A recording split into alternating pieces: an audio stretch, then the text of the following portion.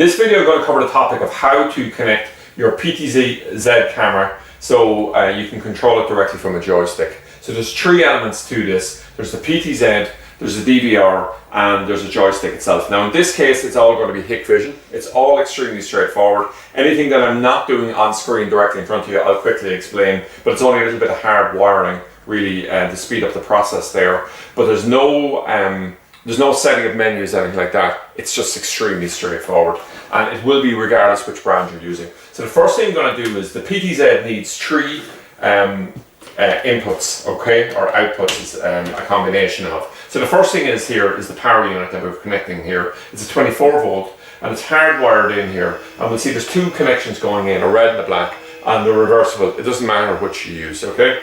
So that's the first thing on it. The next thing here we're going to do is we're just going to look at this BNC connection here, and the BNC connection is actually running the picture from the PTZ, so we can run it directly over to our DVR over here. So I'm just going to connect this on here, and I'll just connect that in there now. So what's happening here is that is the PTZ is now operating thing, and it's after bringing up a menu here, and it'll probably rotate like crazy here, but that's fine. Now, so we have power, we have picture. The final thing, of course, we want is control. And control is extremely important to us simply because we want to be able to spin the PTZ and zoom in where we watch it and all the rest of it here.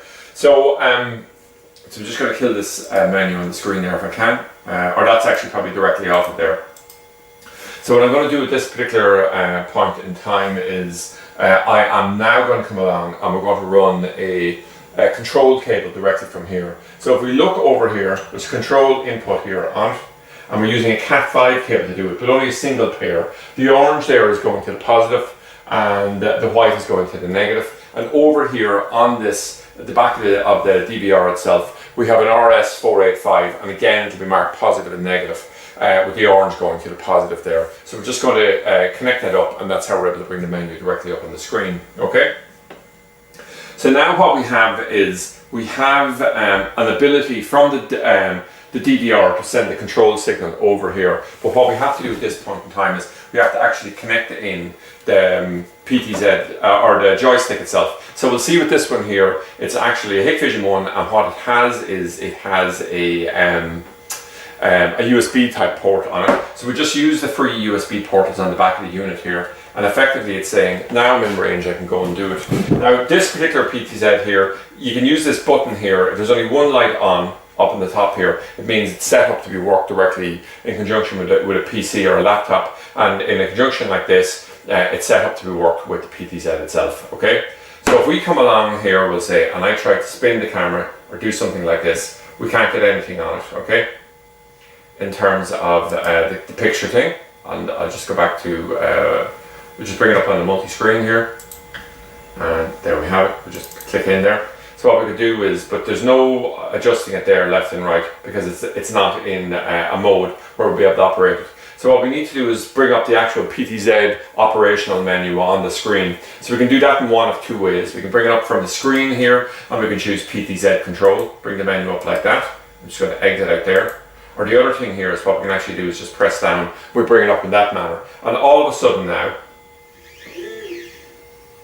I'll bring myself, my cameraman in, and you can zoom in and zoom out. And that's just basically it. So the thing about it is you can operate a lot of these things from your phone, or you could use a mouse, and you could try to go and click and zoom and all the rest of it. None of them compares with how fantastically easy it is to manipulate a PTZ directly from the joystick itself. The other thing to note here is we didn't go into any menus, we didn't do any of those type of things because you don't need to. People would say you need to address the PTZ and all the rest of it, but you don't. The scenario in which you would is if you had multiple PTZs or multiple joysticks set up on the system, but most people obviously aren't like that. But what you have to do then is you have to have it addressable to say, I'm speaking to this particular PTZ. But on the most straightforward setup like this, it's just incredibly simple. So that's it anyway, how to set up your PTZ to operate directly from a joystick.